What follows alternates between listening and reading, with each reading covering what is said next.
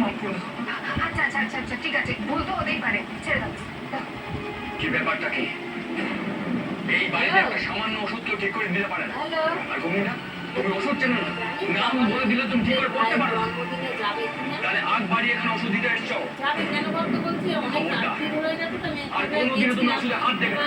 আলু রুটি তরকারি করবো তো তাই জিজ্ঞাসা করছি তাহলে রুটি করতে হবে তুমি তো যাবে ওষুধ রুটি কেন তো আমার তো ভাত আছে আমার আর ছেলে আরে বাবা, আমি কি নাওয়া খাওয়া করতেও ঘরের বাইরে যেতে পারবো না? আমি তো বলে গেছিলাম ওকে। একটা মগ ওকে দিয়ে যে কিছু হবে না, ও যে কোনো কমপ্লেন নয় সেটা তুমি একদমই বুঝতে পারো। বলবো তোকে ফোন আর দিতে তোমার পক্ষে যদি সম্ভব না হয় তাহলে আমাকে বলে দাও, আমি পাশে রেখে দেবো। হ্যাঁ হ্যাঁ, সে তোরা পারিস, তোদের যা সামর্থ্য তোরা অনায়াসে দুবেলার জন্য দুটো নার্স রাখতে পারিস, কিন্তু প্লিজ দয়া করে আমাকে দোষারোপ করিস না যে আমি আমার দাদার সেবা যত্নে কোনো ত্রুটি রেখেছি। হ্যালো সব কথা যদি এইভাবে সেন্টিমেন্টে নিয়ে নাও তাহলে তো কথাই বলা যাবে না। আমি তো বলছি শব্দ শুনবি না। একবার বলবে কেন?